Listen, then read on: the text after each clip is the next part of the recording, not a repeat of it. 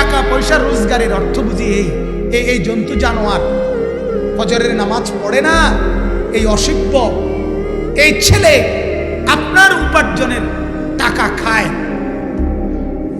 মায়ের রান্না করা কষ্টের খাবার খায়, আর সারাদিন লম্পটের মতো নারী নিয়ে ছবি নিয়ে জিনা ব্যভিচারের দৃশ্য নিয়ে আর বখাটে দুশ্চরিত্র দাঁড়িয়ে প্রস্রাব করে।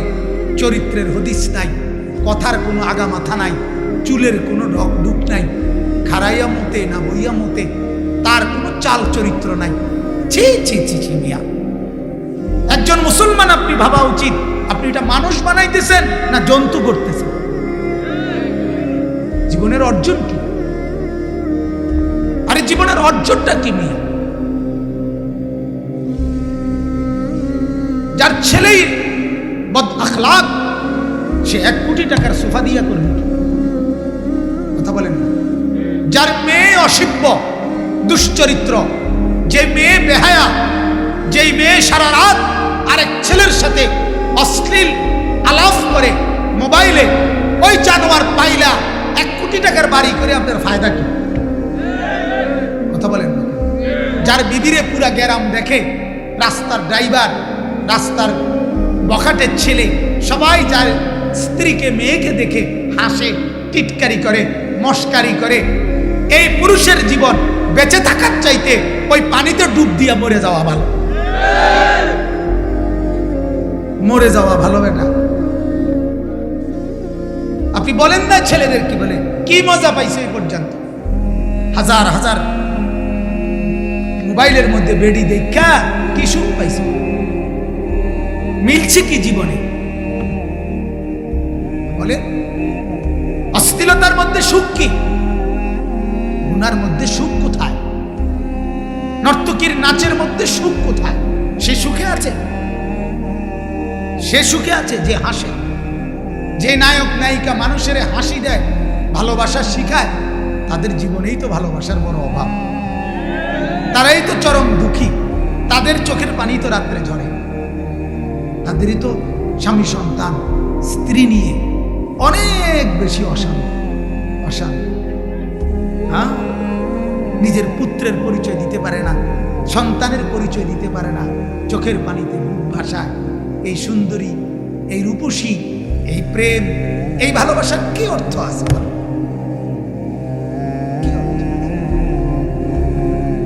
এই জীবনের কি অর্থ আছে? এজন্য ভাবা দরকার, ভাবা দরকার। ছেলেরা তোমাদেরকেও বললাম, ভাইয়া নিজের জীবন তুমি দেখো, এটা মানুষের জীবন না জানোয়ারের জীবন?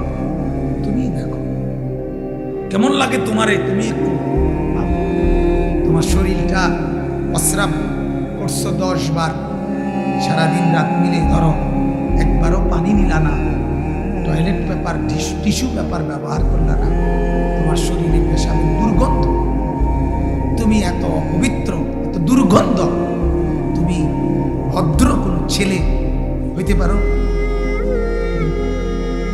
যেই কোনো নারী, যেই কোনো মা, যে কোনো বোন তোমার কাছ থেকে নিরাপদ না। তুমি সবার দিকে চোখ বড় বড় করে তাকাও, লোভের কল্পনা করো, অশ্লীল কামনা বাসনা, উলঙ্গ কল্পনা, এই যার দিল, যার অন্তরে তো পচা দুর্গন্ধ, এই জীবনের কি অর্থ আছে? জীবন মানে কি শুধু লজ্জাস্থান, শাহওয়াত? জীবন মানে শুধু খানা? জীবন মানে শুধু ঘুম যাওয়া? এত জন্তু জানোয়ার পরিচয়। হাইওয়ান জানোয়ার তো খায়, ঘুমায়, শাহওয়াত পূরণ করে। তাহলে মানুষ হিসেবে আমার পার্থক্য কোথায় ভাইয়া? মুসলমান হিসেবে আমি কি হইলাম? তুমি যে মুসলমান, তুমি যে আল্লাহ মানো, নবী মানো সাল্লাল্লাহু আলাইহি সাল্লাম, তফাৎ কি? তফাৎ বলো না ভাইয়া। একে ইহুদির সাথে তোমার পার্থক্য কি? একে হিন্দুর সাথে তোমার তফাৎ কি? এক বেঈমানের সাথে তোমার তফাৎ কি? মসজিদের মিনারায় আজান হয়, বেঈমান বেঈমানের কারণে তার কানেও ঢোকে না, তুমি মুসলমান পরিচয়ধারী হওয়ার পরেও তোমার কানে যায় না। তফাৎ কি?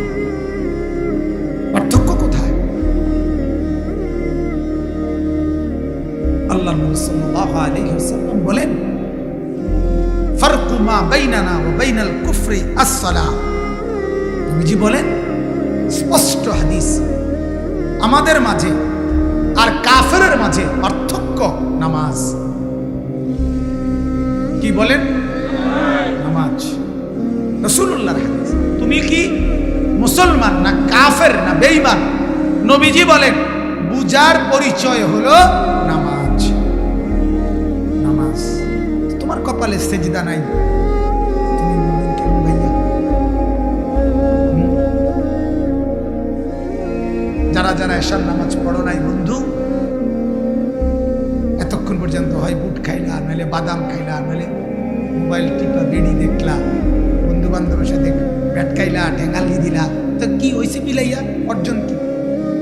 মানে এইটার ফলাফল কি? Vitamin C. কথা বলেন না? এতে কি ভিটামিন হয়েছে? শরীরে কোনো পুষ্টি হয়েছে? আখিরাতের কোনো ফায়দা হয়েছে? দুনিয়ার কোনো ব্যবসা দোকানের কামাই রোজগারি বাড়ছে কিছু? কি হইল কি?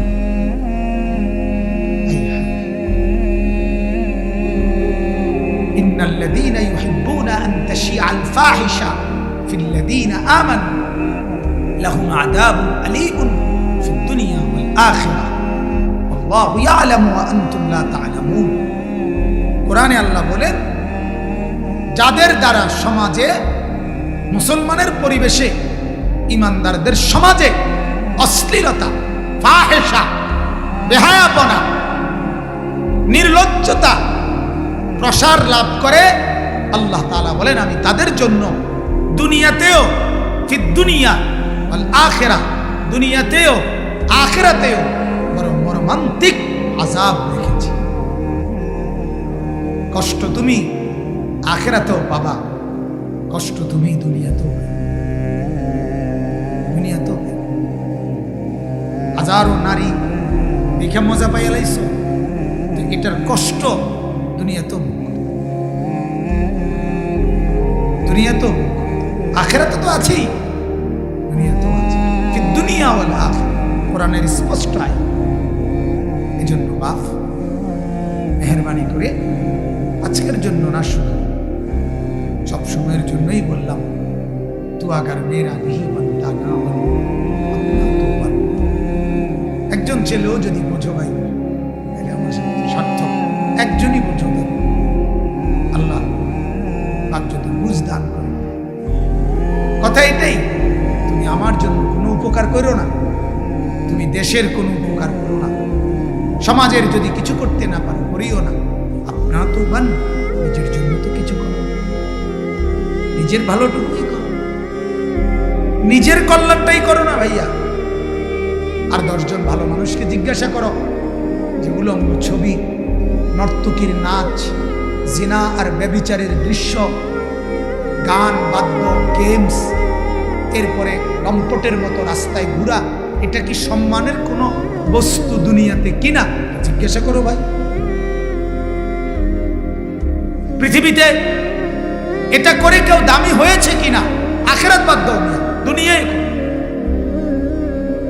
কথা বোঝেন নাই আমার? এটাই জিজ্ঞাসা করো, তোমার এটার গন্তব্য কোথায়? যে ছেলেটা বখাটে, যে ছেলেটা দুশ্চরিত্র, যে ছেলেটা সারাদিন সারা রাত মোবাইল নিয়ে উলঙ্গ ছবিতে ব্যস্ত, এই জানোয়ারের ভবিষ্যৎ কি? এই হাইওয়ানের ভবিষ্যৎ কি? আখিরাত তো বাদ দেন, দুনিয়া কি? লোভের পরিণতি কি হয়? অশ্লীলতার পরিণতি কি হয়? ব্যভিচারের পরিণতি কি হয়? জিনা ব্যভিচারের পরিণতি কি হয় বলে? নেশার পরিণতি কি? জুয়ার পরিণতি কি? জুয়া পৃথিবীতে কাউকে দামি বানায় নাই, সর্বশান্ত করছে। নেশা কাউকে দামি বানায় নাই, বরং তার পুরা ভেতরটা কুড়ে কুড়ে তারে নষ্ট করে দিছে। নারীর প্রতি প্রেম, অশ্লীল সম্পর্ক, বিবাহ বহির্ভূত অবৈধ সম্পর্ক তাকে কিছুই ফায়দা দেয় নাই, বরং তার যৌবনের শক্তিটাকে নষ্ট করে তারে পঙ্গু অচল বানায় দিয়েছে।